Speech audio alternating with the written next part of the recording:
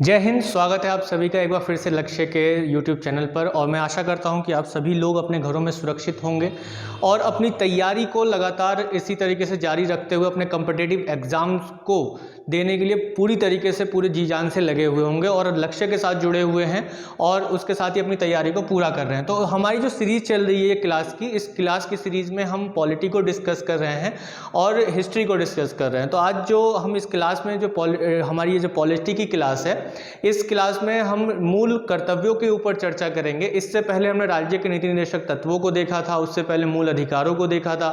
तो हमने जो भी टॉपिक्स क्लियर किए हैं उसके बाद हमने क्या किया है, एक जो है प्रश्न उत्तर की श्रृंखला रखी है और उसमें कई लोगों ने अच्छा प्रदर्शन भी किया है। तो चलिए आज हम शुरू करेंगे मूल कर्तव्यों को। तो मूल कर्तव्य जो है अपने आप में एक अलग ही रोचक तथ्य रखता है, यानी कि ये विश्व के अलग अलग जो लोकतांत्रिक देश हैं, जैसे भारत एक लोकतांत्रिक देश है, या विश्व के जो बड़े बड़े लोकतांत्रिक देश हैं जैसे अमेरिका है, कनाडा, फ्रांस, जर्मनी, इन देशों में मूल अधिकार तो हैं लेकिन मूल कर्तव्य नहीं है। जापान में कुछ हद तक मूल कर्तव्य है, रूस में मूल कर्तव्य है। तो भारत में अगर देखा जाए तो मूल कर्तव्यों की जो विचारधारा एक तरीके से पनपी, उसके पीछे भारत में कुछ एक राजनीतिक संघर्ष रहा है, या कहा जाए कि एक ऐसी घटना रही है। वो घटना जो रही वो आपातकाल की रही और हम सभी जानते हैं कि 25 जून 1975 को 1975 को पूरे देश में जो है राष्ट्रीय आपातकाल की घोषणा की गई थी। और राष्ट्रीय आपातकाल की घोषणा जो की गई थी उसके बाद जो स्थितियां बदली, उसमें जो है इंदिरा गांधी जी ने राष्ट्रपति जी से, जो उस समय राष्ट्रपति जी थे हमारे, कौन थे, फखरुद्दीन अली अहमद थे, उनसे अनुशंसा की और उन्होंने क्या कहा, अनुशंसा तो कहने को कहा जाता है लेकिन एक तरीके से राष्ट्रपति जी ने क्या किया कि उस पर आपातकाल की घोषणा कर दी। पूरे देश में राष्ट्रपति शासन, माफ कीजिएगा, राष्ट्रीय आपातकाल लगा दिया। और ये पहली बार ऐसा नहीं था कि देश में राष्ट्रीय आपातकाल लगाया गया हो, इससे पहले भी 2 बार लगाया जा चुका था। 1961 का जो इंडो चाइना वॉर था उसमें, और 1971 में जो भारत पाकिस्तान युद्ध हुआ उसमें भी राष्ट्रीय आपातकाल लगाया गया। लेकिन इन दोनों आपातकाल को लगाने के पीछे डायमेंशंस अलग थे, बातें अलग थीं, तरीके अलग थे। तो उस पर जो है हम लोग बाद में बात करेंगे जब हम लोग राष्ट्रीय आपातकाल के विषय में चर्चा करेंगे। तो इस समय जो 1971 के बाद 1971 में हमने देखा था कि इंदिरा गांधी जी चुनाव जीत कर आती हैं, प्रधानमंत्री बनती हैं इंदिरा गांधी, और फिर उसके बाद उनका शासन चलता है। उनके शासन की कुछ नीतियाँ ऐसी रही जिसके बाद जो है देश भर में हड़तालें होने लगी, विरोध प्रदर्शन होने लगे। अब इस विरोध प्रदर्शन को देखते हुए जब 1975 का दौर आया, जब उनकी सरकार का टर्म खत्म होने वाला था, तो उन्होंने एक तरीके से इन विरोध प्रदर्शनों को खत्म करने के लिए और जेपी नारायण के मूवमेंट को खत्म करने के लिए क्या किया कि 25 जून 1975 में देश भर में राष्ट्रीय आपातकाल की घोषणा करवा दी। अब इसके बाद ये देखा गया कि देश भर में बहुत से लोग सरकार की नीतियों का विरोध कर रहे हैं, सार्वजनिक वस्तुओं को नुकसान भी पहुंचा रहे हैं। तो यहाँ पर एक विचार उत्पन्न हुआ कि क्या हम कुछ मूल कर्तव्यों को रख सकते हैं। लोगों के अधिकार तो है विरोध करना, लेकिन क्या कुछ कर्तव्य हो सकते हैं इन लोगों पर आरोपित करने के लिए। तब उसके बाद सरदार स्वर्ण सिंह समिति का गठन किया गया और उसके बाद हम मूल कर्तव्यों को देखते हैं। तो आज हम इसी विषय पर चर्चा करेंगे कि जो मूल कर्तव्य हैं वो क्या है एग्जैक्टली। जो हम देखते हैं आज हमारे संविधान के भाग 4A में अनुच्छेद 51A में जो है मूल कर्तव्यों को डिस्कस किया गया है, मूल कर्तव्यों को डिस्कस किया गया है। तो अगर हम देखें तो जो भारतीय संविधान है, हमारा भारतीय संविधान है, यह नागरिकों के लिए मूल अधिकारों का प्रावधान तो करता है ना, मूल अधिकार तो देता ही है। यानी ये कहा जाए कि भारतीय संविधान मूल अधिकारों के साथ साथ नागरिकों को मूल कर्तव्य भी देता है। हालांकि अभी मैंने आपको बताया कि भारतीय संविधान में मूल कर्तव्य मूल संविधान में नहीं थे, है ना, मूल संविधान में नहीं थे। ये लगभग आज़ादी के 26 से 27 सालों बाद जो है हमें देखने को मिलता है। तो यहाँ पर हम देखते हैं कि मूल संविधान में ये जो मूल कर्तव्य हैं वो नहीं थे, लेकिन इनको बाद में लाया गया। मूल अधिकार और मूल कर्तव्य जो है ये दोनों ही का ही एक महत्व है, दोनों ही जो है क्या है, महत्वपूर्ण है, इनका एक महत्व होता है। दोनों का जो महत्व है वो कैसे है कि ये दोनों जो हैं एक दूसरे के पूरक है, ये दोनों एक दूसरे के पूरक है। देखिए जब हमारा संविधान बना था तो उस समय हमने कहा था कि हम समाजवादी हैं लेकिन उसके बाद भी हमने मूल अधिकारों को तो जगह दी, अपने संविधान में मूल अधिकार तो दिए, लेकिन हमारे संविधान निर्माताओं ने मूल कर्तव्यों को जो है इसमें स्थान नहीं दिया। तो हमने देखा इतने सालों बाद इंदिरा गांधी की जब सरकार थी तो उन्होंने देखा कि विश्व का जो समाजवादी एक देश है, यानी कि जो रूस है, यूएसएसआर है, उस समय पूर्व सोवियत संघ कहा जाता, उस समय सोवियत संघ कहा जाता था, तो अभी हम उसके लिए पूर्व सोवियत संघ शब्द इस्तेमाल कर सकते हैं। तो पूर्व सोवियत संघ में देखा गया कि वहाँ पर जो है नागरिकों के कुछ मूल कर्तव्य निर्धारित किए गए हैं, यानी कि अगर कर्तव्य हैं तो ही आपको अधिकार को भोगने का अधिकार है। तो यहाँ पर ये चीज़ ही सामने आती है कि यदि आपके मूल अधिकार हैं, अगर आप मूल अधिकारों का भोग कर रहे हैं तो आपका देश के प्रति जो है कुछ कर्तव्य होना चाहिए। तो यहाँ पर ये कैसे एक दूसरे के पूरक होते हैं कि अधिकार विहीन कर्तव्य, है ना, अगर हम यहाँ पर देखें एक शब्द ले कि अधिकार विहीन, इस चीज़ को समझें, अधिकार विहीन कर्तव्य, यानी कि अधिकार नहीं है लोगों को, लेकिन लोगों के ऊपर जो है क्या किया हुआ है, कर्तव्य को आधारित किया हुआ है कि आपका ये कर्तव्य है, आपका ये कर्तव्य है, देश की सुरक्षा करना वगैरह वगैरह, बहुत सारे कर्तव्य जो है उनको दे रखे हैं, लेकिन उनको कोई अधिकार नहीं दे रखा। तो इसका क्या अर्थ होता है, ये निरर्थक है, इसका कोई अर्थ नहीं है, ये निरर्थक है। निरर्थक मतलब इसका कोई औचित्य नहीं रह जाता है कि जो अधिकार नहीं है लोगों को, लेकिन लोगों को कर्तव्य दे रखा है। लेकिन जबकि अगर इसी तरीके का उल्टा कर दिया जाए, क्या कर दिया जाए कि कर्तव्य विहीन अधिकार, है ना, कर्तव्य विहीन अधिकार, कर्तव्य नहीं है लोगों के पास लेकिन अधिकार पूरी तरीके से है, तो ये इस बात को दर्शाता है कि लोग कैसे हो जाएंगे, निरंकुश हो जाएंगे, निरंकुश हो जाएंगे, यानी कि उनके ऊपर एक तरीके से कोई एक सीमा नहीं होगी या फिर कोई एक निरंतरता जो है वो नहीं होगी।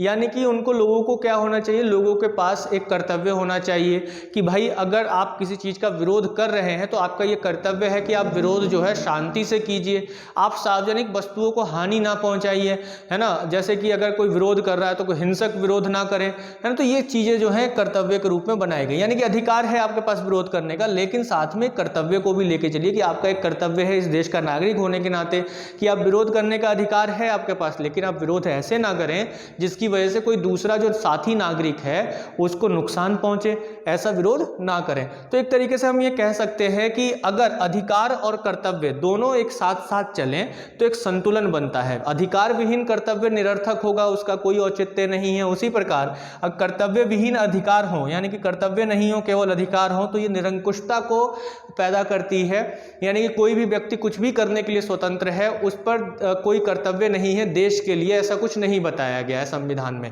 ठीक है। तो ये चीज़ जो है उस समय तक थी, तो इसीलिए इसको क्या कहा जाता है, मूल कर्तव्य और जो अधिकार है ये क्या करते हैं, एक संतुलन उत्पन्न करते हैं, संतुलन उत्पन्न करते हैं कि लोगों की जो जिम्मेदारियां हैं देश के प्रति वो क्या है, वो अपने अधिकारों का उपभोग तो करें ही करें, साथ में क्या करें कि अपने जो कर्तव्य, देश के विकास में क्या कर्तव्य है, उनका क्या काम है, उस पर भी वो ध्यान दे। गांधी जी का एक कथन था कि लोगों को जो है अपने कर्तव्यों का अनुभव पहले कराया जाना चाहिए, तब उनके कर्तव्यों के अनुसार ही उनको जो है अधिकार दिए जाने चाहिए। ऐसा गांधी जी कहते थे कि अगर लोगों को कर्तव्य का भान होगा, यानी कि अधिकारों का महत्व तभी है जब लोग देश के प्रति अपने कर्तव्यों में संलग्न हैं, ठीक है। कोई भी संलग्न हो सकता है किसी भी तरीके के काम में कि हम जो है देश के विकास के लिए काम कर रहे हैं या फिर हम व्यक्तिगत विकास कर रहे हैं, हम अपना विकास कर रहे हैं, हम वैज्ञानिक दृष्टिकोण रखते हैं, अच्छी शिक्षा को ग्रहण कर रहे हैं और इसके साथ साथ जो है वैज्ञानिक अंधविश्वास में विश्वास नहीं रखते बल्कि वैज्ञानिक दृष्टिकोण में विश्वास रखते हैं, और उससे क्या हो रहा है कि हमारा विकास हो रहा है, तो इसका मतलब हम अपने अधिकारों का उपयोग करके वैज्ञानिक दृष्टिकोण को तो अपना रहे हैं, तो उससे क्या होता है, देश का विकास हो रहा है। यानी कि कर्तव्य और अधिकार जो है दोनों एक साथ चलने चाहिए, एक संतुलन होना चाहिए दोनों में। ऐसा ना हो कि अधिकार हो लेकिन कर्तव्य ना हो, कर्तव्य हो लेकिन अधिकार ना हो। लेकिन हमारे भारत में क्या है, भारत के संविधान में इसको क्या किया गया है, इसको गैर न्यायोचित बताया गया है। क्या बताया गया है, गैर न्यायोचित बताया गया है। नागरिकों को अधिकारों के प्रयोग के अलावा अपने कर्तव्यों को निभाना चाहिए, लेकिन अगर लोग अपने कर्तव्यों को नहीं निभा रहे हैं तो उसमें क्या होगा कि सरकार जो है क्या कर सकती है, आपके विरुद्ध FIR नहीं कर सकती है। यहाँ पर मतलब गैर न्यायोचित है। जैसे कि राज्य के नीति निर्देशक तत्व, राज्य के नीति निर्देशक तत्व कैसे थे?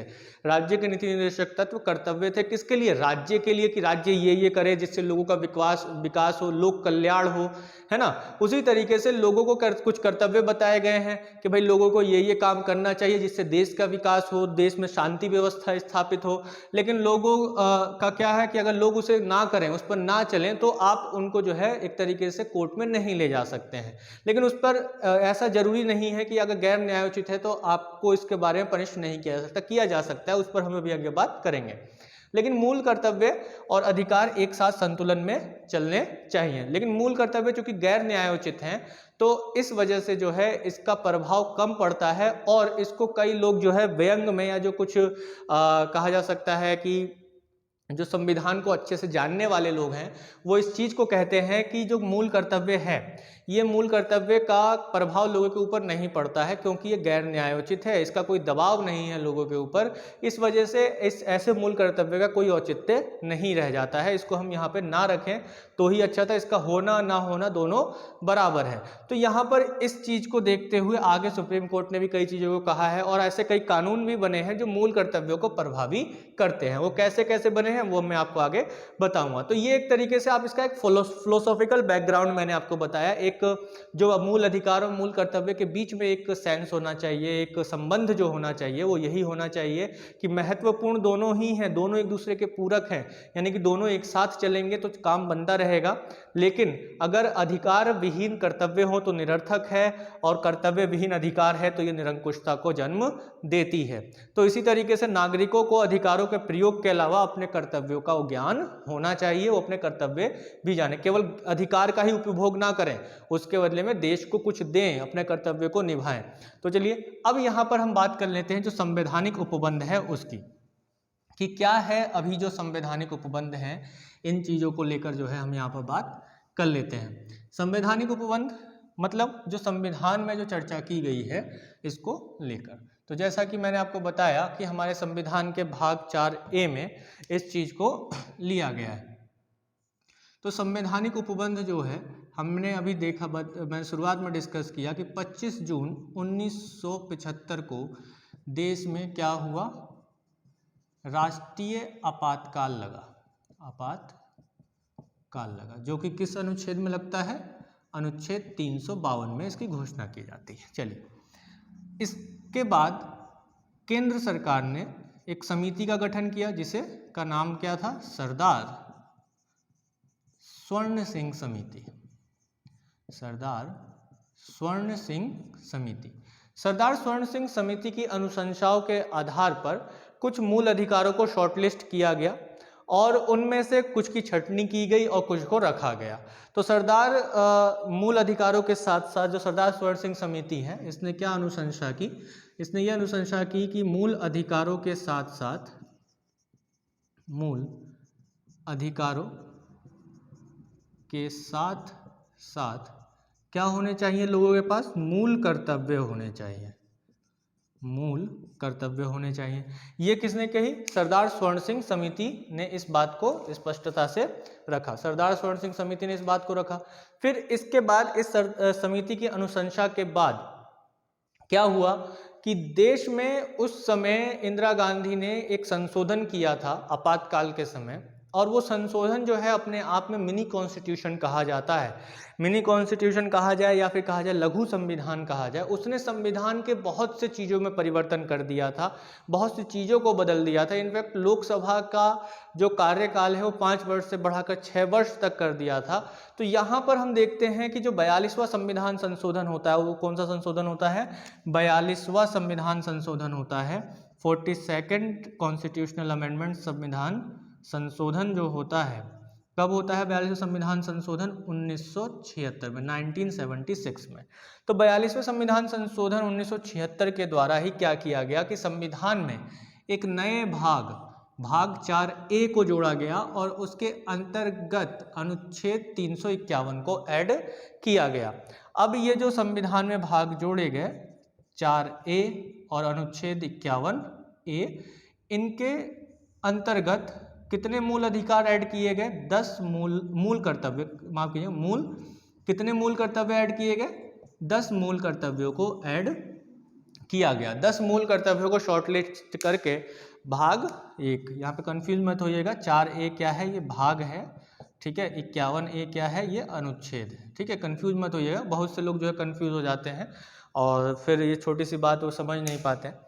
देखिए एक और बात याद रखिए, देखिए 4A लिखा हुआ है, 51A लिखा हुआ है, 4 में क्या है, भाग 4 में क्या है, DPSP है ना, मैंने आप लोगों को कल डिस्कस किया था। DPSP किस में है, DPSP भाग 4 में है, ठीक है। और इसके बाद अगर हम देखें तो अनुच्छेद जो 51 है, अनुच्छेद 51 में क्या बात बताएगी कि अंतर्राष्ट्रीय शांति के बारे में बताया गया है, ठीक है।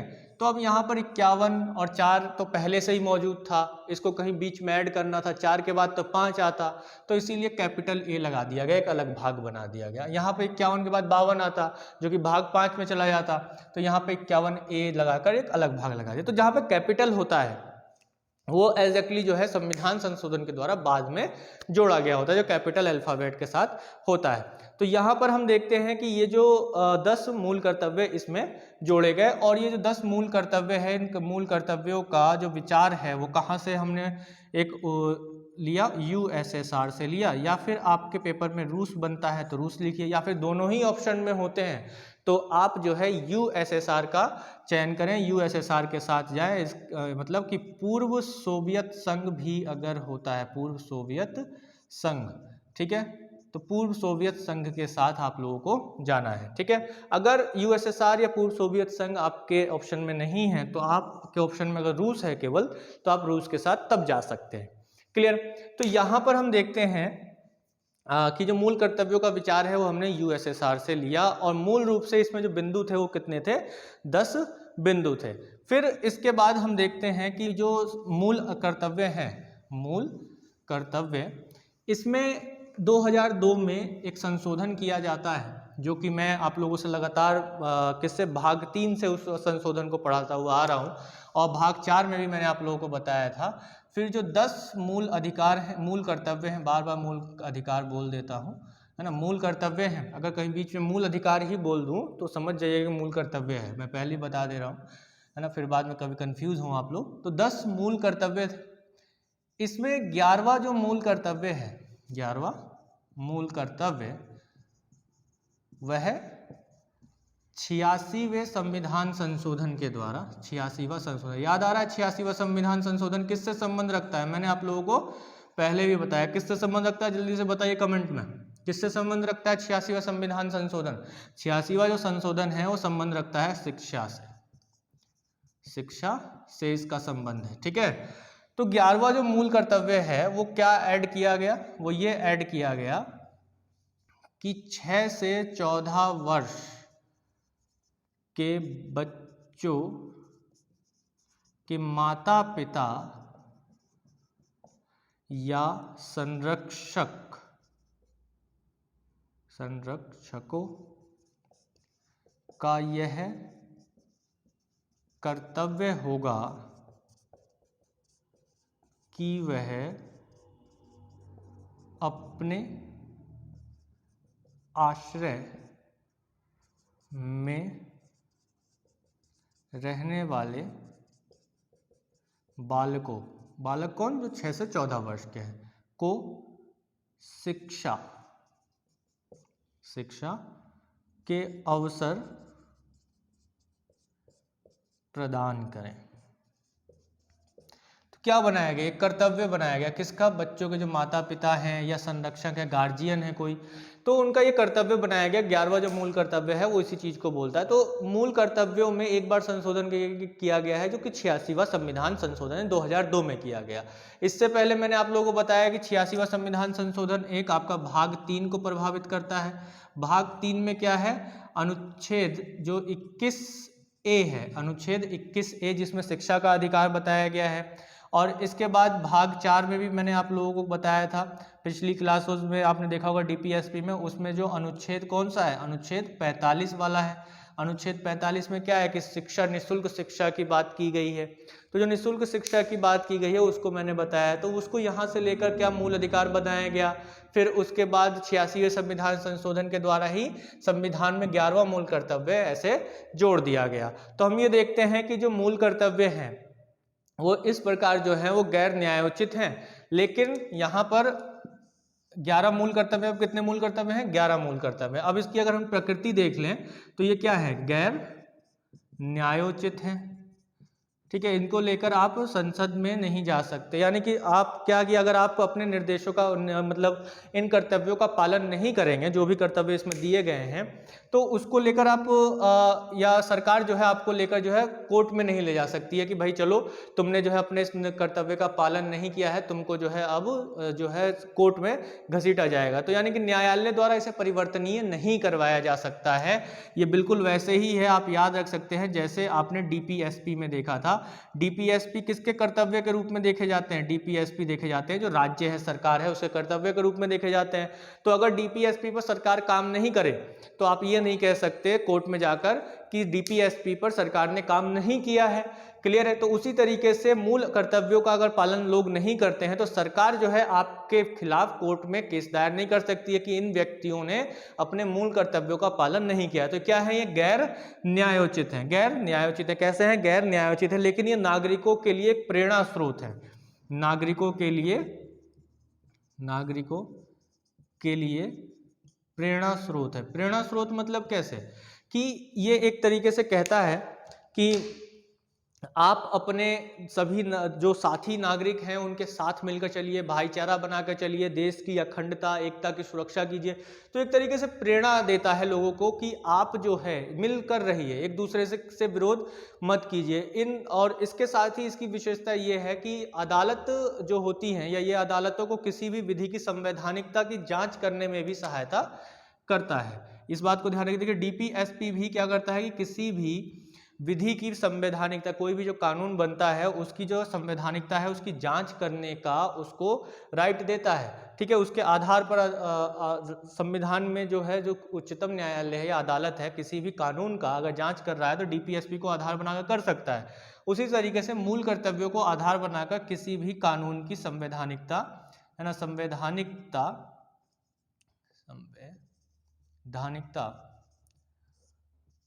की जांच कर सकता है। जांच कौन करेगा? जांच जो सुप्रीम कोर्ट है या हाई कोर्ट। ठीक है, तो ये जांच कर सकता है। तो गैर न्यायोचित है, ये सबसे ज्यादा महत्वपूर्ण है, कई बार पूछा गया है तो आप लोग ध्यान रखिएगा। 86वां संविधान संशोधन हुआ है, केवल एक बार हुआ है। टोटल अभी कितने मूल कर्तव्य हैं? मूल कर्तव्य टोटल या मौलिक कर्तव्य कितने हैं? 11 मौलिक कर्तव्य हैं। मूल रूप से कितने मौलिक कर्तव्य थे? तो 10 मौलिक कर्तव्य थे मूल रूप से। ऐसे भी प्रश्न बन जाता है तो बड़े कंफ्यूज होते हैं लोग ना, तो कंफ्यूज नहीं होना है, क्वेश्चन की भाषा को समझना है। देखिए कैसे कि मूल रूप से कितने फंडामेंटल ड्यूटीज हैं या मौलिक कर्तव्य है, तो कितने हैं? 10 है मूल रूप से। यानी कि जब इसको ऐड किया गया था तो कितने थे? 10 थे। वर्तमान में कितने मौलिक कर्तव्य हैं?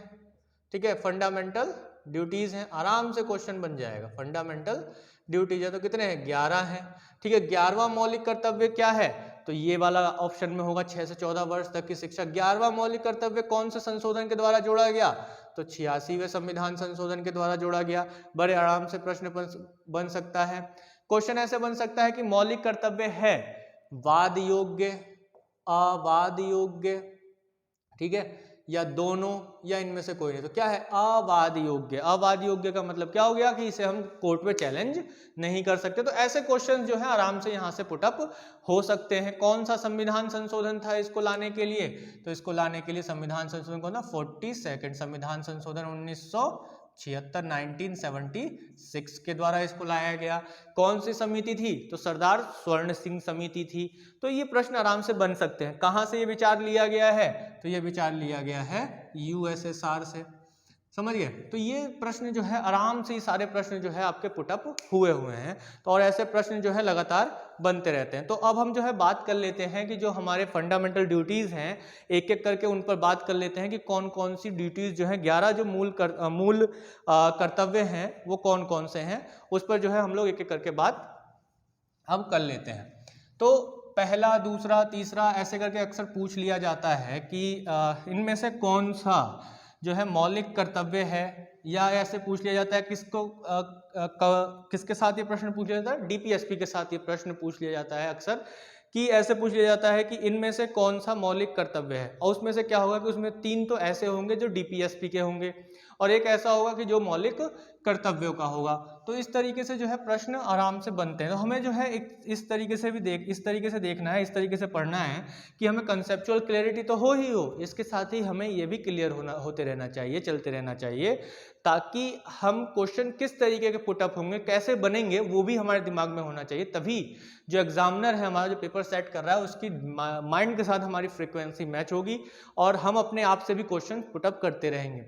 एक और बात आप लोग ध्यान रखिए, अगर आप लोगों को लिए मेरी सलाह है, एक सुझाव है, सुझाव कुछ ये है कि आप जो भी टॉपिक पढ़ें उस टॉपिक से रिलेटेड आप क्वेश्चंस बनाने का प्रयास करें। 10 क्वेश्चन रोज बनाइए, रोज क्लास देखिए, जो भी टॉपिक पढ़ें उस टॉपिक से 10 क्वेश्चन रोज बनाइए। वैसे ही क्वेश्चन बनाइए जैसा कि मैं हर टॉपिक खत्म होने के बाद आप लोगों से क्वेश्चन पूछता हूं कि एक क्वेश्चन बनाया, 4 ऑप्शन रख दिए, तो उस तरीके से 10 क्वेश्चन रोज बनाइए। फिर देखिए आपके अंदर कितना बदलाव आता है, अपने आप ही आपको सारी चीज़ें याद हो जाएंगी। अगर आप लोग इतना कर लेते हैं, मेरी बात को अगर थोड़ा भी आप लोग मानते हैं, जो मैं कह रहा हूँ उस हिसाब से अगर आप चलते हैं, तो इस बात को और मान लीजिए, कुछ नहीं छूटेगा जीएस में कुछ नहीं छूटेगा। इस बात को मैं कह रहा हूँ यहाँ से आप लोगों से कि कुछ नहीं छूटेगा अगर आप जो मैं कह रहा हूँ उस आधार पर आप लोग चल रहे हैं। तो चलिए, तो अभी जो मूल कर्तव्य हैं वो अभी हमारे पास कितने मूल कर्तव्य हैं वर्तमान में, हमारे लिए कितने कर्तव्य हैं, 11 कर्तव्य हैं।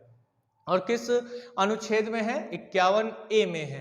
तो शुरुआत करते हैं कि जो 51A में 11 मूल कर्तव्य हैं वो कौन सा है। तो 51A का जो पहला है ना, पहला में क्या बोला है, देखिए, रटने की कोशिश मत कीजिएगा, लिंक बनाइएगा, है ना। जैसा कि मैंने आप लोगों को हिस्ट्री में जब अशोक के अभिलेख करवाए हैं, जिन्होंने ये थोड़ी जो है कल क्लास लेट डल पाई क्योंकि थोड़ा तकनीकी खराबी आ गई थी, तकनीकी कुछ दिक्कत आ गई थी, तो इसलिए वजह इतिहास की कक्षा लेट पड़ी है। जिन लोगों ने नहीं देखी है इतिहास की कक्षा, वो एक बार देख ले, इंपॉर्टेंट कक्षा है, अशोक के अभिलेखों से लेकर प्रश्न कक्षा है वो, और उससे प्रश्न हमेशा बनते ही बनते हैं, तो उसे देख लीजिएगा जरूर एक बार।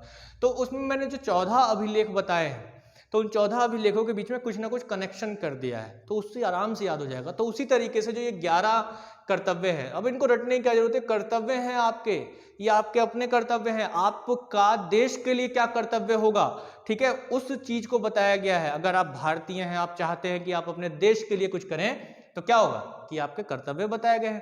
तो यही चीज तो बताई गई है, बस इस चीज को थोड़ा सा ध्यान रखना है। अगर ये कर्तव्य बताए गए हैं तो पहला हमें कैसे याद रखना है, पहला ऐसे याद रखना है कि ये कर्तव्य कहाँ बताए गए हैं, संविधान में बताए गए हैं। तो हमें संविधान का सम्मान करना है। किसका सम्मान करना है, संविधान का सम्मान, ठीक है। और राष्ट्रध्वज, राष्ट्रगान,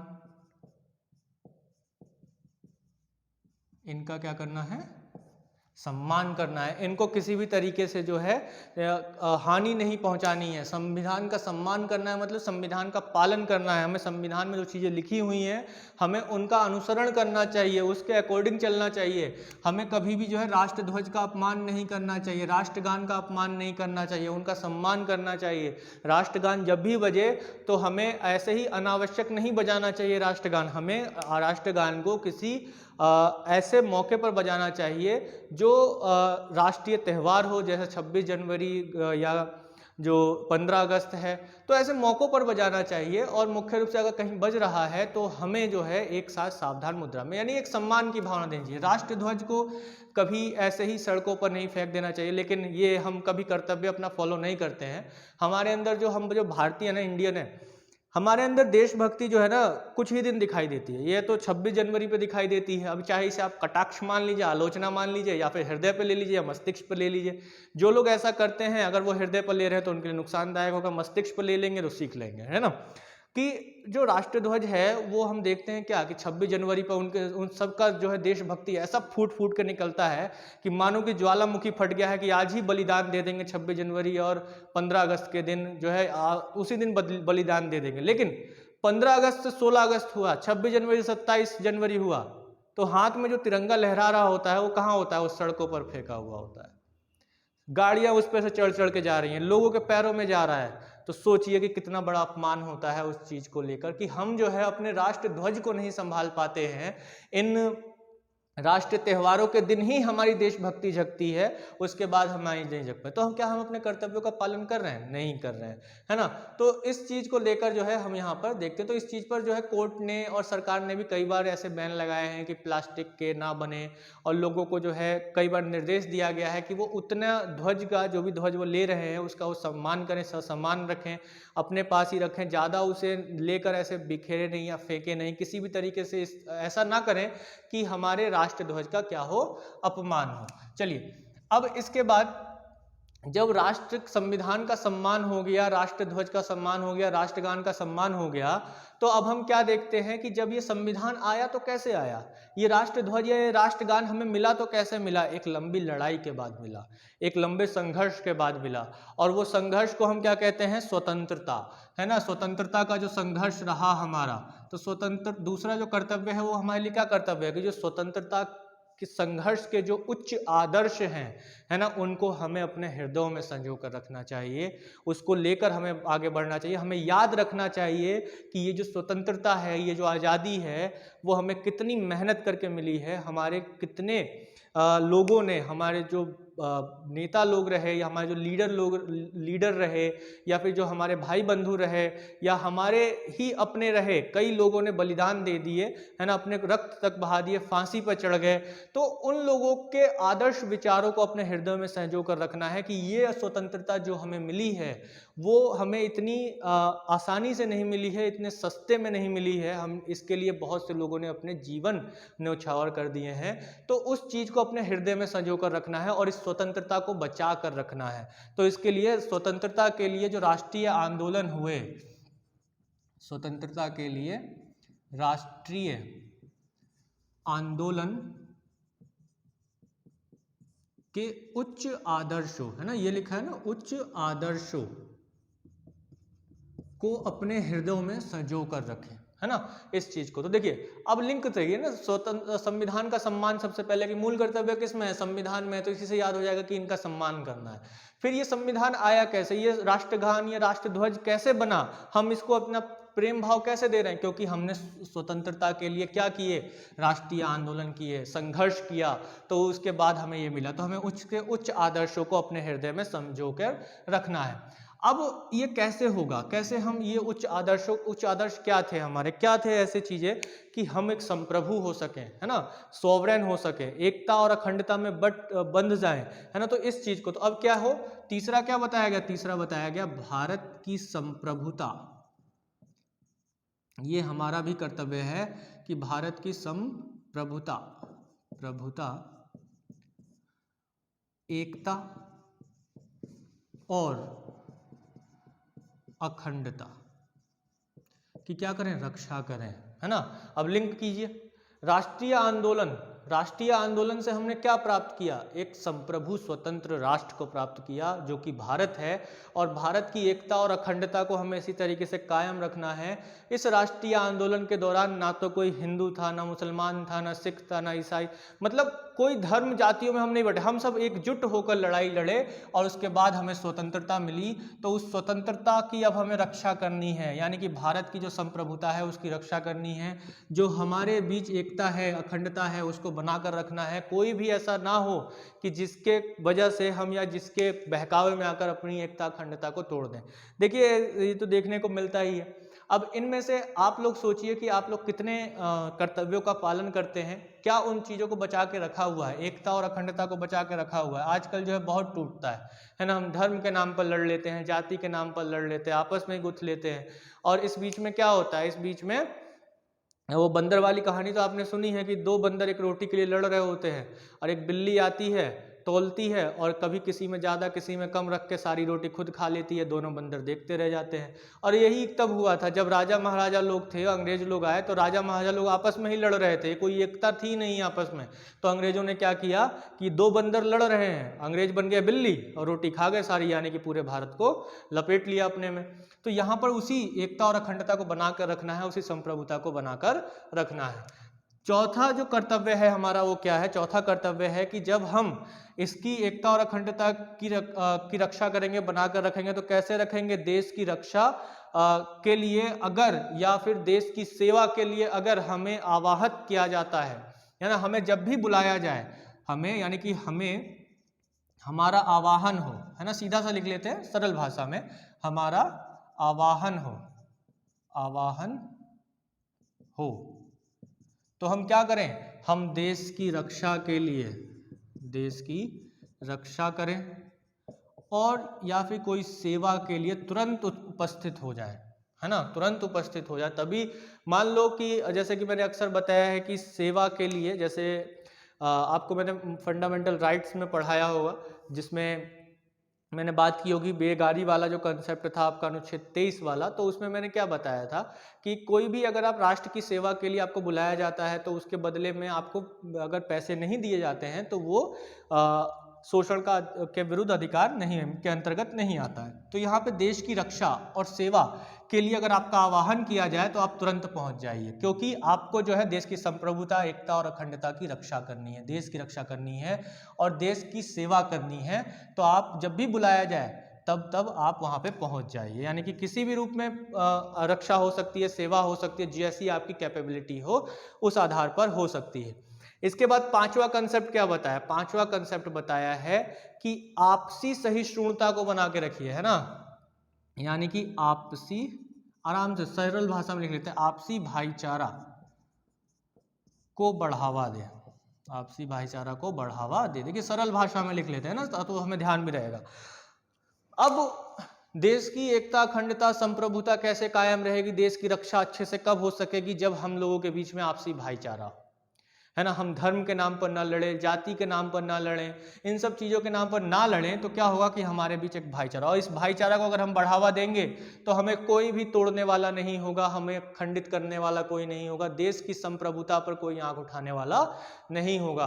तो यानी कि कुल मिला के आप देख रहे हैं कि आपके कर्तव्य क्या है, एक दूसरे से लिंक करिए, आराम से याद हो जाएगा, रटने की जरूरत नहीं है, रटना नहीं, रटा तो उसे जाता है जो आपके नहीं है, ये तो आपके ही कर्तव्य है। अगर आप अपने कर्तव्यों से सहमत हैं या आप अपने कर्तव्यों को जानते हैं, मानते हैं, तो आपको पता होना चाहिए। जैसे कि आपका एक घर का, आप अपने परिवार में पुत्र हैं या कोई पुत्री है, तो आपका अपने परिवार के प्रति क्या कर्तव्य है, ठीक है, उस कर्तव्य को आपको लिख के नहीं देना पड़ता है आपके माता पिता को कि बेटा तेरे ये कर्तव्य है या बेटी तेरे ये कर्तव्य है, आपको पता होता है, आत्मज्ञान होता है। तो उसी तरीके से ये कर्तव्य है किसके लिए, इस देश के लिए आपके क्या कर्तव्य है, इस देश का नागरिक होने के नाते आपके क्या कर्तव्य है, उस चीज को इसमें बताया गया है। एक और बात याद रखिएगा, जो मौलिक कर्तव्य हैं वो केवल किसके हैं, नागरिकों के हैं, है ना, केवल नागरिकों के हैं। तो इस बात को भी ध्यान आप लोग रखिएगा, विदेशी के लिए नहीं है, ठीक है, केवल नागरिकों के लिए है। इसके बाद जो छठा है वो क्या कहता है कि संस्कृति या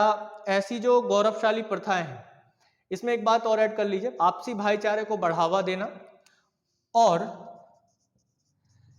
ऐसी प्रथाओं का त्याग करना, ऐसी, इसको कई बार पूछा है, ऐसी प्रथाओं का त्याग करना, कैसी प्रथाओं का, ऐसी प्रथाओं का त्याग करना जो स्त्रियों के सम्मान के विरुद्ध हो, सम्मान के विरुद्ध हो, ठीक है।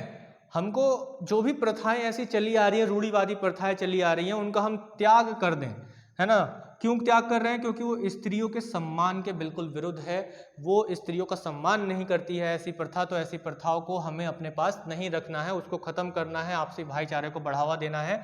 तो ये पांचवें में बोला गया, किसमें, 51A का पांचवा जो क्लॉज है वो क्या कहता है, भाईचारे को बढ़ावा देना और ऐसी प्रथाओं का त्याग करना जिससे स्त्रियों का अपमान होता हो, उनके सम्मान को ठेस पहुंचती हो, तो ऐसी प्रथाओं का हमें त्याग कर देना चाहिए। ऐसी बात किसमें बोली गई है, 51A में बोला गया कि ये हमारा कर्तव्य है, हमें इस पर काम करना चाहिए। इसके बाद जो 6 है वो क्या कहता है, संस्कृति, ठीक है। अब जो हमारी गौरवशाली परंपरा है ना, जो संस्कृति की गौरवशाली परंपरा है, जिससे हाँ पूरा विश्व कहता है कि भारत एक सांस्कृतिक देश है या एक सभ्य देश है, तो उन चीजों को हमें अपनाना है और ऐसी प्रथाओं का त्याग करना है। तो इसके लिए क्या बोला है, इसके लिए छठे में क्या बोला है, सांस्कृतिक, सांस्कृतिक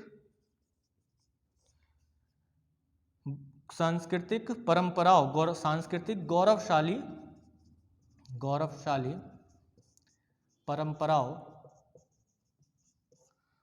का रक्षण करना, का रक्षण करें।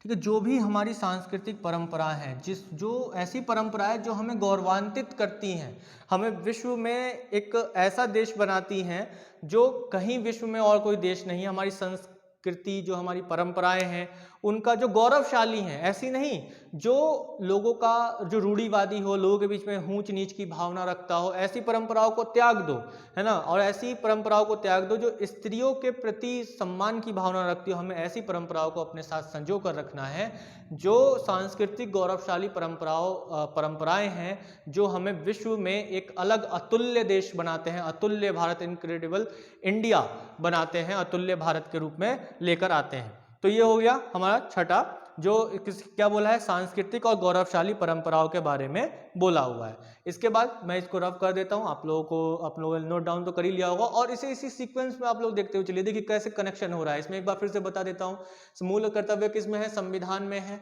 और ये संविधान कहां से आया, राष्ट्रीय आंदोलन किए हमने और स्वतंत्रता प्राप्त की। अब इस स्वतंत्रता के लिए हमें क्या करना है, इसकी जो स्वतंत्रता है उसकी रक्षा करनी है, यानी कि देश की जो संप्रभुता है, एकता है और अखंडता है, उसकी हमें रक्षा करनी है। और इसके लिए अगर हमें आह्वान किया जाता है, देश की एकता अखंडता को सुरक्षित रखने के लिए, देश की स्वतंत्रता के लिए, देश की सेवा के लिए अगर हमें आह्वान किया जाता है, हमें बुलाया जाता है, तो हम तुरंत पहुंचे वहां पर। और इसके साथ साथ हम क्या करें, पांचवें में क्या बताया गया है कि जो एकता बनी रहेगी वो कैसे बनी रहेगी, आपसी भाईचारे के साथ बनी रहेगी। और ऐसी प्रथाओं को हम त्याग दें जो स्त्रियों के सम्मान के विरुद्ध हो। और अगर हम ऐसी प्रथाओं को त्याग देंगे तो हमें ऐसी प्रथाओं को या परंपराओं को अपने साथ संजो कर रखना चाहिए, जो सांस्कृतिक गौरवशाली परंपराएं हैं उनको अपने साथ रखना चाहिए, जो 6 में बताया गया। ठीक है, अब इसके बाद आगे बढ़ते हैं। जो 7वां लेते हैं वो कौन सा है, इसको मैं मिटा देता हूं। आप लोगों ने लिख तो लिया ही होगा, और अगर नहीं लिखा है तो स्क्रीनशॉट जरूर ही ले लिया होगा। और मैं आशा करता हूं कि जो चीज़ें या जिस भाव से, जिन भावनाओं के साथ मैं इसे समझाने का प्रयास कर रहा हूं, उस भावनाओं से आप इसे समझ रहे होंगे, ना केवल एक परीक्षार्थी के रूप में या अभ्यर्थी के रूप में, बल्कि इस रूप में भी कि आप भारत के नागरिक हैं और ये आपके कर्तव्य बनते हैं। ठीक है, अब ये आपके ऊपर है कि आप इनमें से कितने कर्तव्यों का पालन करते हैं। ठीक है, जो 7वां वाला है, 7th है, वो क्या कहता है, वो प्राकृतिक पर्यावरण का रक्षण करने की बात कहता है। किसकी, प्राकृतिक पर्यावरण का रक्षण, है ना। आप जो छठा वाला मूल कर्तव्य है उससे कनेक्शन कर सकते हैं। कैसे कि उसमें किसका रक्षण करने की बात की गई है, जो गौरवशाली परंपरा है। तो गौरवशाली परंपरा के बाद हम देखते हैं कि हमारी जो परंपराएं हैं, जो हम भारतीय लोग हैं, हमारा शुरू से ही जो लगाव रहा है वो प्रकृति के साथ बड़ा ही घनिष्ठ रहा है ना। चाहे वो दीपावली हो, चाहे कोई भी त्यौहार हो, तो हम देखते हैं कि उसमें प्रकृति का बड़ा ही रोल होता है, बड़ा ही महत्वपूर्ण रोल होता है। अधिकांश जो त्यौहार होते हैं हम भारतीयों के, उसमें क्या होता है, प्रकृति का बड़ा ही रोल होता है। पीपल का वृक्ष हो, उसे पूजना है ना। तो ऐसे कई साक्ष्य है या ऐसे कई चीजें हैं जिसमें प्रकृति का बड़ा ही महत्वपूर्ण रोल है। जल को पवित्र माना गया है, सूर्य जो है वो भी प्रकृति है, उसको पवित्र माना गया, सूर्य की उपासना होती। तो ये क्या है, प्राकृतिक पर्यावरण का रक्षण, गौरवशाली परंपराओं का रक्षण करना है। तो 7वें में क्या आ गया, प्राकृतिक पर्यावरण का रक्षण करना है। मतलब जो जंगल है, वन्य जीव है, झील है, नदियां हैं, इन सबको गंदा ना करें, वन्य जीवों को नुकसान ना पहुंचाए, अनावश्यक रूप से वनों को ना काटे, जंगलों को ना काटे, उनका रक्षण करें। तो प्राकृतिक पर्यावरण का रक्षण किसमें कहा गया है, 7th में कहा गया है। इसके बाद जो 8वां कर्तव्य है हमारा, वो क्या कहता है, वो वैज्ञानिक दृष्टिकोण को बढ़ावा देने को कहता है। किसको कहता है, वैज्ञानिक दृष्टिकोण को बढ़ावा देने को कहता है। यानी कि आप इस तरीके से, मतलब कि आप अपनी जो संस्कृति है, जो पर्यावरण है, उसको सुरक्षित रखिए, लेकिन साथ में वैज्ञानिक दृष्टिकोण भी रखिए। मतलब अंधविश्वास में मत घुसिए, आप अपने ज्ञान को बढ़ाइए। किस आधार पर, वैज्ञानिक आधार पर अपने ज्ञान को बढ़ाइए और आगे बढ़ते रहिए। और ऐसे ज्ञान को लीजिए कि जो वैज्ञानिक हो, है ना, तार्किक हो, ऐसे ना हो अंधविश्वास पर आधारित ना हो। ठीक है, तो इसके बाद अगर 9th को अगर देखें तो 9th में क्या है कि सार्वजनिक संपत्ति को सुरक्षित रखें। सार्वजनिक संपत्ति को सुरक्षित रखें। ठीक है, और क्या करना है, और हिंसा से दूर रहें, और हिंसा से क्या करें, दूर रहो भाई, ठीक है, हिंसा उनसा मत करो। लेकिन सब होता क्या है, जहाँ थोड़ा सा झगड़ा हुआ, दंगा टाइप हुआ, या धार्मिक भावना हो गई, गड़बड़ा गई, वही सबसे पहले तो सार्वजनिक चीज़ें ही टूटती हैं भाई। बसों में आग लगा दी जाती है ना, ये बसों में आग, सरकारी बस है उसमें आग लगा दी। तो ये क्या है, ये सार्वजनिक संपत्ति को सुरक्षित रखना ये हमारा कर्तव्य है। मतलब जो सार्वजनिक चीज़ें हैं, सार्वजनिक चीज़ें मतलब जो भी सरकारी चीज़ें हैं वो सार्वजनिक है, यानी कि पब्लिक संपत्ति है, पब्लिक प्रॉपर्टी है।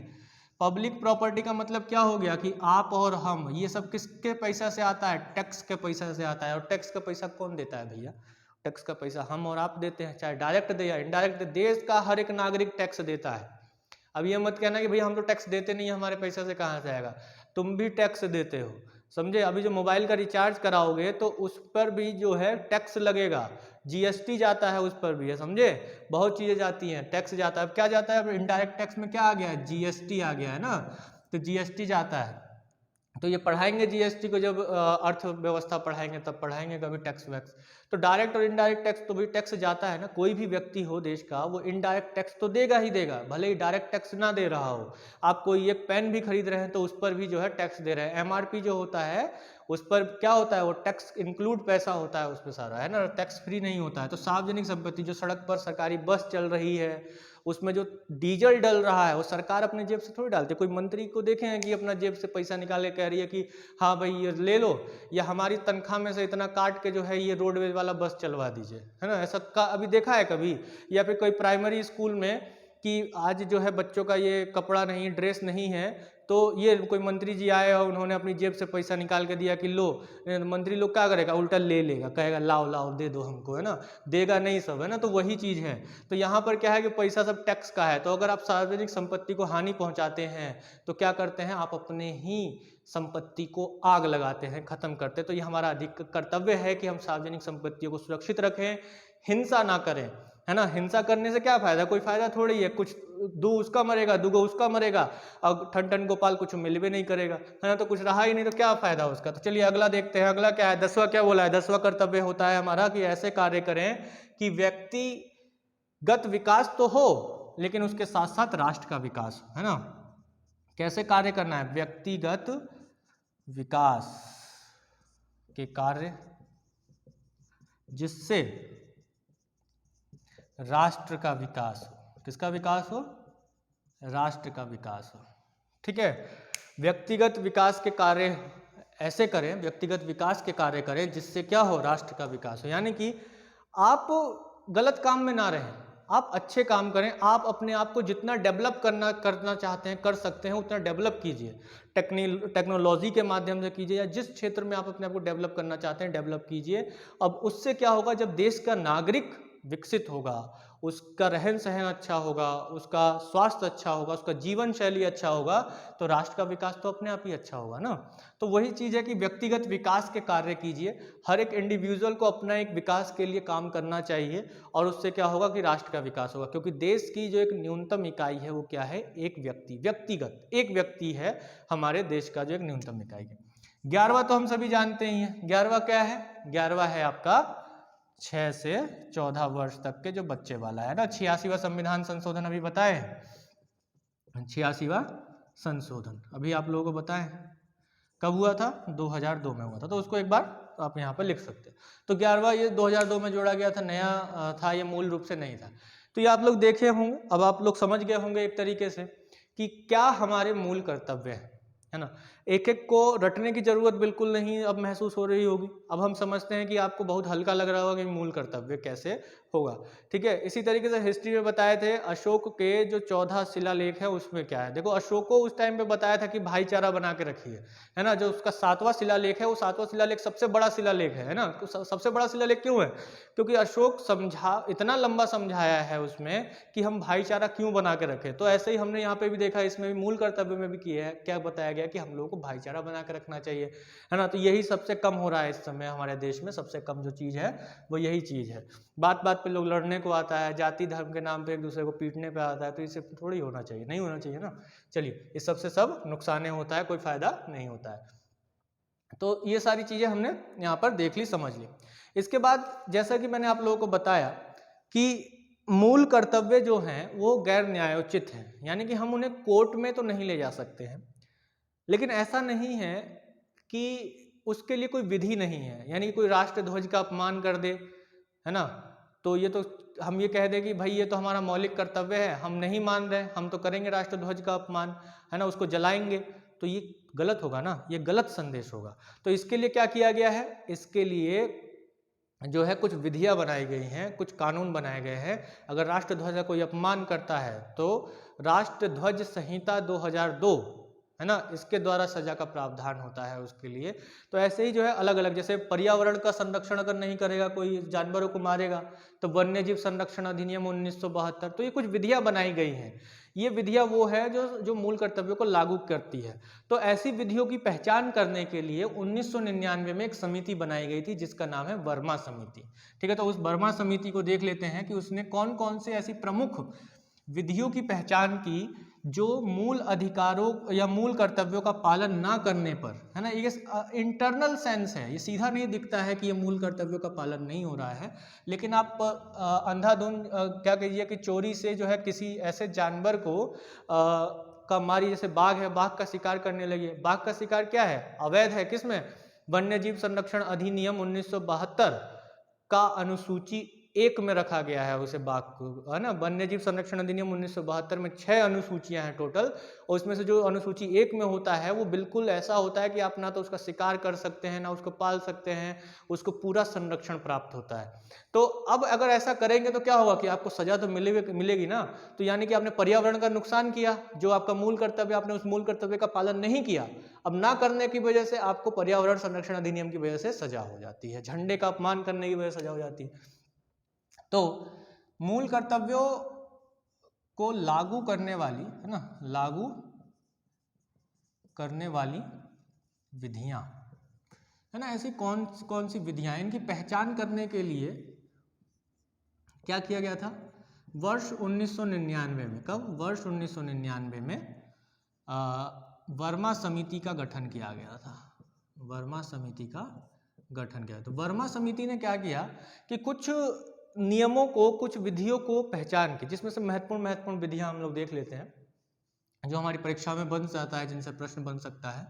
तो वर्मा समिति, ध्यान रखिए, किससे है, मूल कर्तव्यों को लागू करने वाली विधियों की पहचान करने से है कि कौन कौन सी ऐसी विधियां हमारे यहाँ विद्वान हैं जो मूल कर्तव्यों को लागू करवा सकती हैं या करवाती हैं। तो ऐसे में जो उन्होंने पहचान की, तो पहला जो उन्होंने पहचान, मतलब एक तरीके से देखा जाए पहला अगर ऐसा, तो राष्ट्रीय गौरव अपमान निवारण अधिनियम, राष्ट्रीय गौरव अपमान निवारण अधिनियम 1971। इसी के साथ ही ले लेते हैं राष्ट्र ध्वज संहिता 2002। इसमें क्या है, इसमें यह है कि आप संविधान का, राष्ट्र ध्वज का, राष्ट्रगान का, इनका अगर अपमान करते हैं तो इसमें जो है दंड के प्रावधान दिए गए हैं। उनको किस तरीके से पनिशमेंट किया जाएगा, कैसे उनको सजा दी जाएगी, क्या सजा है, कैसा काम करने पर क्या सजा दी जाएगी, तो वो सारा जो प्रावधान इसमें दिया गया। देखिए, अब ये मूल कर्तव्यों को जो है सीधे लागू नहीं करवा रहा है, मूल कर्तव्य गैर न्यायोचित है, अगर आप उसे नहीं करेंगे तो आपको कोर्ट में नहीं ले जाया जा सकता। कोर्ट में क्यों ले जाया जाएगा, क्योंकि आपने इन कानूनों को तोड़ा है। ठीक है, किनको तोड़ा है, इन कानूनों को तोड़ा है। तो बच्चा बच नहीं सकते हैं, है ना, कि सोच लिया कि झंडा के अपमान कर दिया तो चलेगा, अभी बहुत, है ना, तो ऐसा नहीं हो सकता है। इसके बाद दूसरा अगर हम देखें तो ऐसा ही एक कानून रहा सिविल अधिकार संरक्षण अधिनियम 1955। सिविल अधिकार संरक्षण अधिनियम 1955। देखिए 1976 तक, 1976 तक इसे अस्पृश्यता अधिनियम कहा जाता था। अस्पृश्यता अधिनियम कहा जाता था। 1976 में इसका नाम बदल दिया गया, तो इसका नाम क्या हो गया, सिविल अधिकार संरक्षण अधिनियम 1955, है ना, जिसे SC/ST एक्ट भी कहा जाता है। अब आपको समझ में आ गया होगा SC/ST एक्ट मतलब कि जैसा अभी मैंने पीछे बताया कि भाईचारा बना के रखे, किसी के साथ जाति आधार पर भेदभाव मत कीजिए, दुराचार मत कीजिए, है ना। तो अब उसके संरक्षण के लिए क्या किया गया, ये कानून लाया गया। ये कानून क्या करता है, ये कानून इस तरीके की भावनाओं को करने वाले या भावनाओं को बढ़ावा देने वाले लोगों को क्या करता है, सजा देता है कि भाई आपसी जाति के आधार पर भेदभाव कर रहे हैं या दुराचार कर रहे हैं, उनके साथ गलत व्यवहार कर रहे हैं धर्म के आधार पर, तो यह मुख्य रूप से जाति के आधार पर ये होता है कि छोटी जाति, बड़ी जाति, नीची जाति, बड़ी जाति, तो ये जो है ये गलत चीज़ होती है। तो उस चीज़ को खत्म करने के लिए ये लाया गया। तो एक तरीके से आप देखिए मूल अधिकार, मूल कर्तव्यों को लेकर बात नहीं हो रही है, बात हो रही है किसको, भाईचारे को खत्म करने वाली या अस्पृश्यता को बढ़ावा देने वाली उस चीज़ को खत्म करने वाली बात हो रही है। तो ये उसके लिए सजा देता है, मौलिक कर्तव्यों को एक तरीके से ये अप्रत्यक्ष रूप से लागू करवा देता है ना। इसी तरीके से जो तीसरा है वो क्या है, भारतीय दंड संहिता की धारा 153, भारतीय दंड संहिता की धारा 153 यानी कि IPC का जो सेक्शन है 153, वो क्या कहता है, IPC का सेक्शन 153 जो है, अगर आप देश की एकता अखंडता, है ना, देश की क्या करें, एकता और अखंडता को नुकसान पहुंचाने वाली गतिविधि में शामिल होते हैं, है ना, तो आपको IPC का सेक्शन 153 के अकॉर्डिंग दंड दिया जाएगा, है ना। देश को आप तोड़ने का प्रयास कर रहे हैं, सांप्रदायिक उन्माद फैलाने का प्रयास कर रहे हैं, तो यहाँ पर 153 में IPC का सेक्शन 153 क्या कहता है कि अगर देश की एकता और अखंडता के विरुद्ध कोई कार्य होता है तो उसको जो है दंड दिया जाएगा। ऐसे ही और क्या विधि है, लोक प्रतिनिधित्व अधिनियम, लोक प्रतिनिधित्व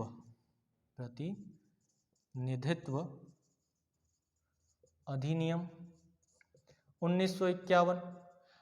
इसमें क्या है, इसमें जो एक बात बोला गया है वो भी बोला गया है कि कोई भी नेता लोग जाति के धर्म नाम पर, नस्ल के नाम पर, धर्म के नाम पर वोट नहीं मांगेगा। अगर वोट मांगेगा तो उसका जो कैंडिडेटशिप है जहां से वो खड़ा है उसका सीट कैंसिल कर दिया जाएगा। तो यहाँ पर एक तरीके से क्या है कि देश की जो एकता है उसको खत्म करने वाला बात हो रहा है, या फिर जो भाईचारा है उसको खत्म करने वाला कि भाई तुम मेरी जाति के लोग हो, तुम मुझे वोट दोगे, मैं तुम्हारे लिए काम करूंगा, तुम मेरे धर्म के लोग हो, तुम मुझको वोट दोगे तो मैं तुम्हारे लिए काम करूंगा। तो ये क्या हो गई, देश की एकता पर वार हुआ, एक तरीके से जो भाईचारा है दो लोगों के बीच में वो खत्म हुआ, तो उस पर वार हुआ, उसको क्या हुआ, उसको खत्म करने का प्रयास किया गया, उस पर एक आघात किया गया। तो इसलिए जो है इसके अंतर्गत जो है भी एक प्रावधान किया गया है कि उसकी जो कैंडिडेटशिप है उसको खत्म कर दिया जाएगा। इसी तरीके से वन्यजीव संरक्षण अधिनियम मैंने आपको बताया अभी, वन्यजीव संरक्षण अधिनियम 1971, वन्यजीव संरक्षण अधिनियम 1971 यानी कि ये जानवरों के संरक्षण की बात करता है, जो पर्यावरण की संरक्षण करने का मौलिक कर्तव्य है हमारा। उसमें अगर गड़बड़ी होती है, कोई किसी जानवर का शिकार करता है, पानी को नदी नालों को गंदा करता है एक तरीके से, या नदियों को गंदा करता है, प्रदूषण फैलाता है, तो उसके लिए जो है इसमें प्रावधान किए गए हैं उसकी सुरक्षा के लिए। इसी तरीके से एक क्या है, वन संरक्षण अधिनियम 1980, वन संरक्षण अधिनियम, वन संरक्षण अधिनियम, दिख तो रहा ही होगा आप सभी को नीचे, नहीं दिख रहा है तो हम बोल ही रहे हैं, वन संरक्षण अधिनियम 1980, 1980। तो वन संरक्षण अधिनियम, forest protection act 1980, wild life protection act 1971, ठीक है, public representative act 1951, IPC section 1953 ये बताया गया है, सिविल राइट्स प्रोटेक्शन एक्ट 1955 ये बताया गया है, और नेशनल फ्लैग कोड 2002। तो ये सब क्या है, ये ऐसे अधिनियम है, आप इनको समझ रहे होंगे, अगर मेरी बात को समझने का आप थोड़ा भी प्रयास कर रहे होंगे। तो वर्मा समिति ने 1999 में ऐसे कुछ विधियों को देखा कि ऐसी कुछ विधियां थी जो मूल अधिकारों के बनने से पहले की भी हैं और बाद की भी हैं, कि ये जो विधियां हैं ये कहीं ना कहीं मूल अधिकारों को लागू करवाती हैं, है ना। कि अगर मान लीजिए कि अब हमारा काम क्या है, हम पर्यावरण का संरक्षण करें, प्रकृति का संरक्षण करें, अब हम जंगलों को जो है बिना कुछ सोचे लगातार काटे जा रहे हैं, है ना। तो अब काटे जा रहे हैं तो उसको संरक्षण प्रदान किस में है? हम अपने मौलिक कर्तव्य का पालन तो कर ही नहीं रहे हैं। ये हमारा राइट है, ये गैर न्यायोचित हम करें या ना करें हमारी मर्जी। हमने कहा कि हम मौलिक कर्तव्य का पालन नहीं करेंगे, जाओ जो करना है वो कर लो। तो अच्छा, जो करना है वो कर लो। अभी बताते हैं। तो वन संरक्षण अधिनियम 1980 लेकर आ गया कि तुम मौलिक अधिकारों का पालन करो या मत करो, लेकिन ये जो अधिनियम है ये तुमसे मौलिक अधिकारों का पालन करवाएगा, जबरदस्ती करवाएगा, क्योंकि इसमें लिखा गया है कि जंगलों को बिना मतलब के और अंधाधुंध काटना अपराध है ना। वनों का संरक्षण, जीवों के लिए ऐसे ही इसमें आईपीसी का सेक्शन यही बताया गया, एकता अखंडता को खंडित ना किया जाए। सिविल अधिकार, राष्ट्रीय गौरव अपमान निवारण अधिनियम 1971, राष्ट्रीय ध्वज संहिता 2002, झंडा का अपमान, राष्ट्रगान या संविधान का अपमान, उस सब के लिए सजा का प्रावधान ये करता है। तो ये किसमें है? वर्मा समिति ने इसकी पहचान की है, जो कब गठित की गई थी? 1999 में गठित की गई थी। तो अब मुझे यहाँ तक ये महसूस हो रहा है कि आप लोगों को जो है मूल कर्तव्य का जो पूरा कंसेप्ट है वो आप लोगों को अच्छे से समझ में आ गया होगा। और मुझे नहीं लगता है कि अभी तक हमने कोई भी ऐसा सेक्शन इसमें छोड़ा होगा, ऐसा पॉइंट छोड़ा होगा जिससे प्रश्न ना बने।